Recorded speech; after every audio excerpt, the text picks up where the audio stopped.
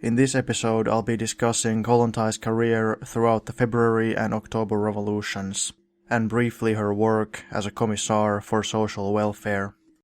If you like this video, please consider liking and subscribing and clicking the notification bell. You can also support me on Patreon, link is in the description, as well as a link to my social media, my Discord, my blog, and all that stuff.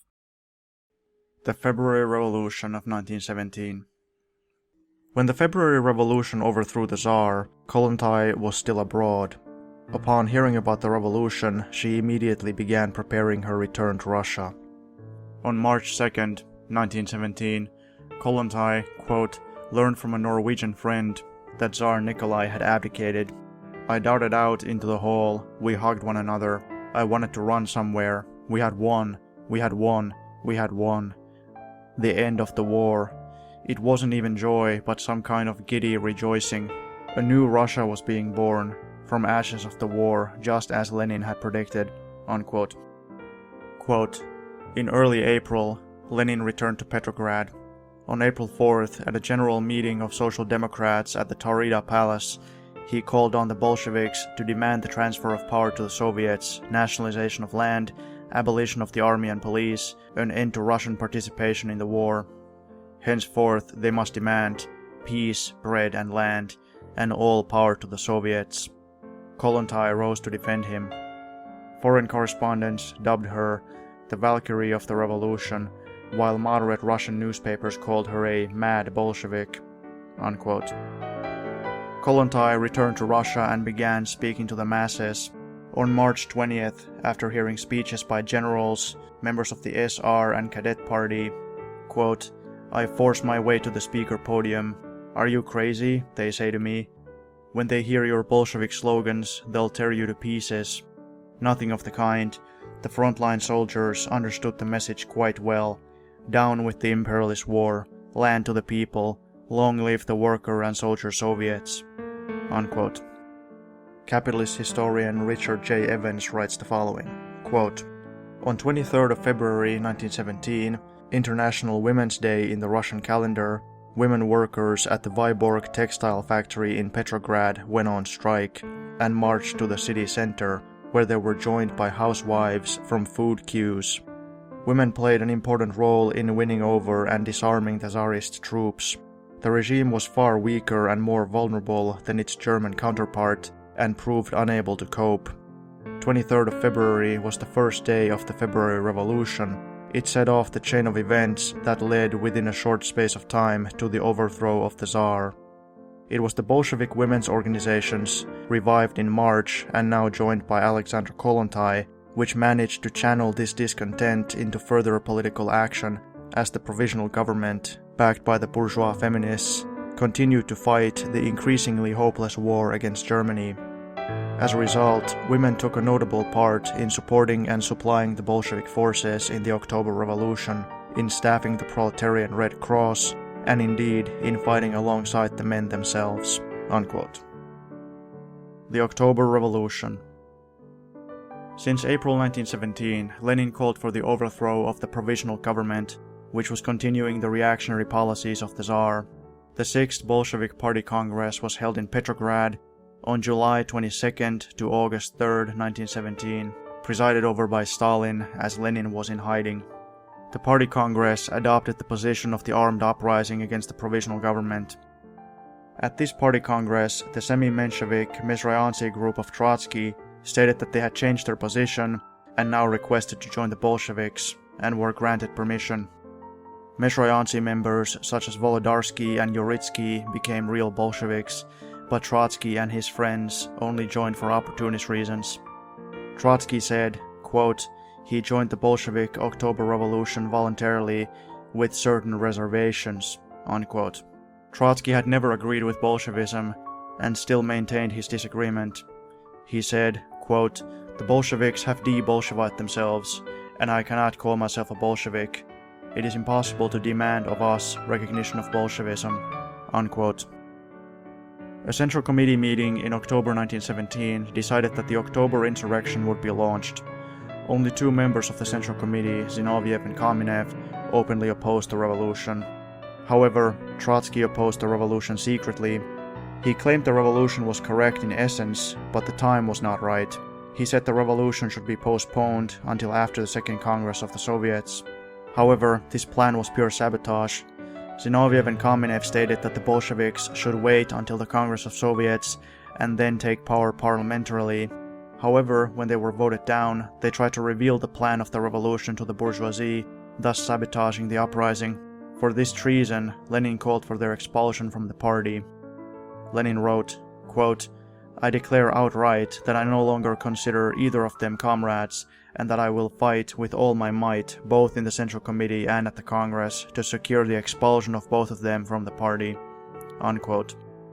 Trotsky was actually working together with Zinoviev and Kamenev. The entire reason he wanted the October uprising to be postponed until the Congress of Soviets would decide upon it was so that the plan for the uprising would become public, would become known to the capitalist government, and thus would be prevented. Quote, "Although at this meeting Trotsky did not vote against the resolution directly, he moved an amendment which would have reduced the chances of the uprising to naught and rendered it abortive. He proposed that the uprising should not be started before the Second Congress of Soviets met, a proposal which meant delaying the uprising, divulging its date, and forewarning the provisional government." Unquote. Quote, Kollontai described the meeting where the Central Committee voted for an armed uprising in October 1917. She discussed Zinoviev's and Kamenev's opposition to precipitous action and Lenin's argument that their fears were unfounded. Stalin energetically supported Lenin, she declared. Stalin had led the Bolsheviks while Lenin was hiding in Finland, and he had provided the revolutionary spark necessary to fire the party into action. Zinoviev, Kamenev, and Trotsky, on the other hand, malevolently plotted to thwart Lenin. Kollontai wrote, "The two base figures of the malicious enemies and traitors to the party sat separate from us on the divan, not at the table. They sat side by side. They whispered to one another. Zinoviev and Kamenev came out against Lenin, against the Central Committee, with foully cowardly objections, with criminal, disorganizing arguments." She said that Zinoviev and Kamenev wanted the Bolsheviks to seize power by parliamentary means, which was true in a sense. They had favored delaying until the Constituent Assembly convened in the belief that the party would be stronger then. Lenin and Trotsky responded by arguing instead for an armed uprising, but Trotsky wanted to wait until the Congress of Soviets in early November. Kollontai pictured Trotsky's general agreement with Lenin as even more deceitful than Zinoviev's and Kamenev's open opposition. Trotsky was hiding his true desire to subvert the revolution. She wrote, quote, "Here the Judas Trotsky fawned. He was for the uprising, for legality and for delay. He was for waiting until the Congress of Soviets. Also treachery, only in a hidden form. The Judas told everything on himself in this decisive hour." Unquote.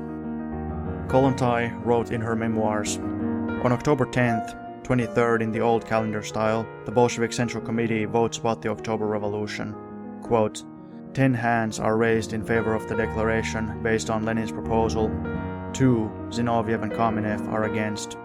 The latter are traitors who oppose the party and revolution, and therefore also communism and its victory." Unquote. Porter writes, quote, "Only Kamenev and Zinoviev now stood out against the seizure of power.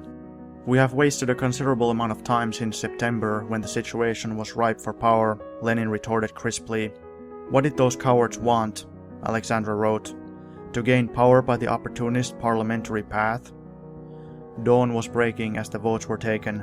By a majority of 10 to 2, the Central Committee supported the resolution that the armed rising has fully matured." Unquote.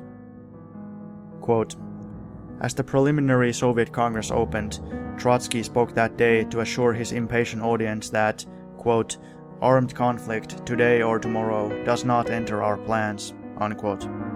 Alexandra had no time for such assurances.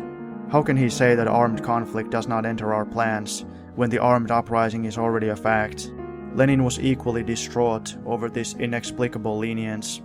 Lenin said, "I urge comrades with all my strength that everything now hangs on a thread, and that the issues before us won't be resolved by conferences or congresses, even the Congress of Soviets, but exclusively by the struggle of the armed masses." He wrote from his hiding place in the city, "We cannot wait! Exclamation mark, exclamation mark. We may lose everything! Exclamation mark, exclamation mark, exclamation mark." unquote. Kollontai wrote in her memoirs, quote, "The armed insurrection has begun. Trotsky, the Judas, declared, an armed insurrection today or tomorrow does not fit with our plans because the Congress of Soviets takes place soon. Despite the fact that the armed insurrection was already happening, the traitor, Judas, traveled under his own flag. He joined the revolution voluntarily with certain reservations. Lenin warned about such betrayals and hesitations," unquote. The decision to carry out the revolution was taken and, quote, "At the conclusion of the October 16, 1917 meeting, the Central Committee met alone and appointed a military revolutionary center consisting of Sverdlov, Stalin, Bobnov, Yuritsky, and Dzerzhinsky to lead the revolution," unquote. Quote, "This meeting elected a party center headed by Comrade Stalin to direct the uprising," unquote. The debate about coalition with Mensheviks after the October Revolution. Even after the successful October Revolution, Zinoviev and Kamenev demanded that power would be given back to the capitalists. The capitalist provisional government had been headed by a Trudovik fake socialist, Kerensky, and many of his colleagues were right SRs and Mensheviks, all of them fake socialists. Zinoviev and Kamenev stated that the Bolsheviks should invite the right SRs and Mensheviks to also share power. Quote, "The Working Women's Conference of November 1917 came during a party crisis.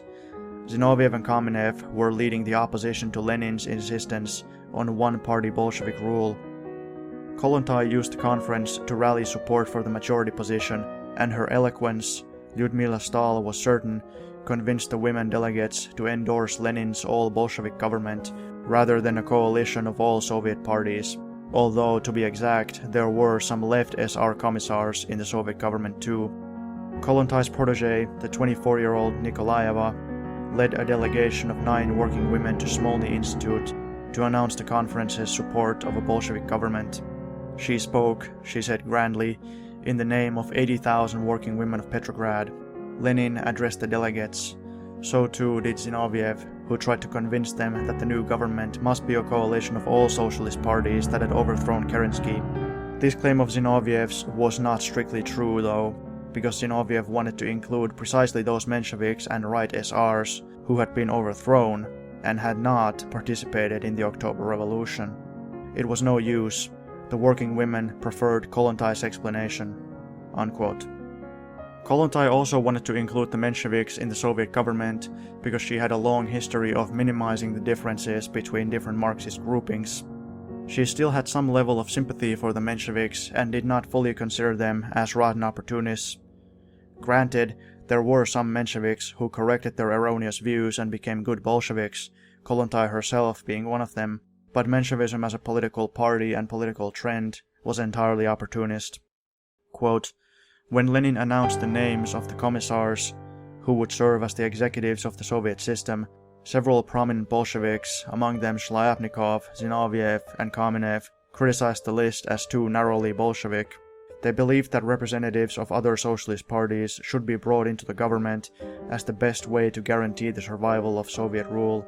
Kollontai agreed. She told several people in November that the Bolsheviks should form a coalition with the Mensheviks.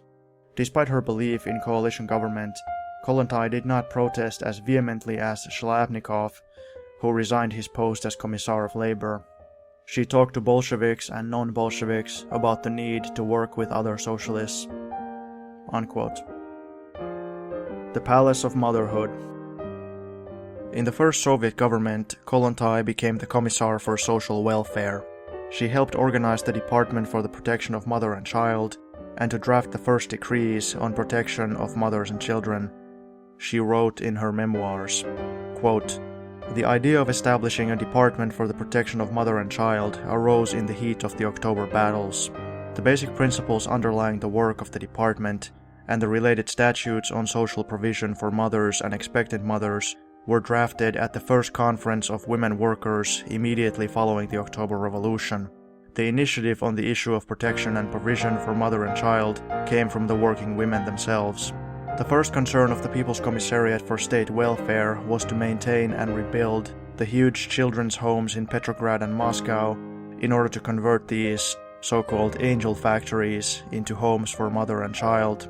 They were referred to as angel factories because tons of the children died in those facilities and thus quote-unquote became angels.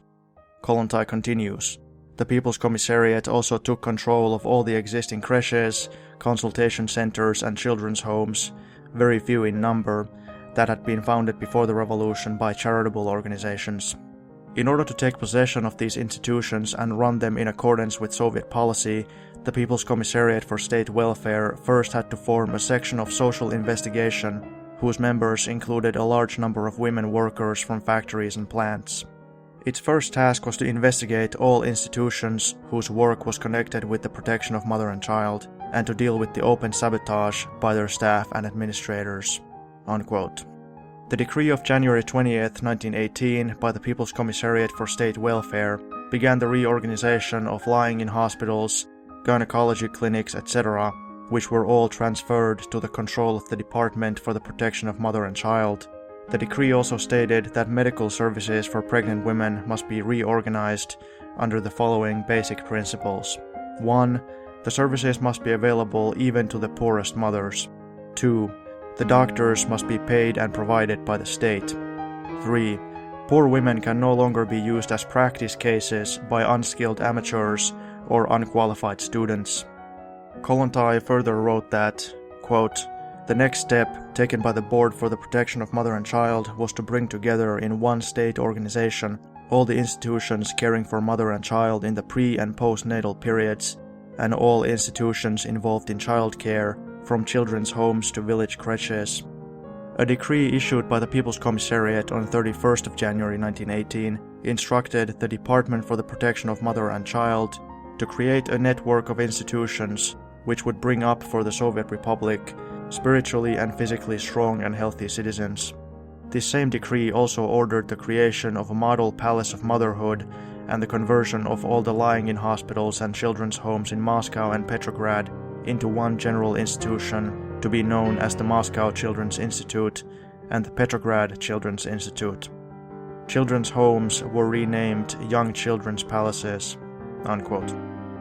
The decree issued on January 31st created a commission whose purpose was to pursue the following main aims. 1. To reduce infant mortality. 2. The raising of children in accordance with the new socialist family, that is, with the worker state and collective institutions taking part in it from the very beginning. And 3. Creating a physically and psychologically healthy environment for children. Other welfare measures were also taken. This is what a liberal author, Bessie Bedi, has to say.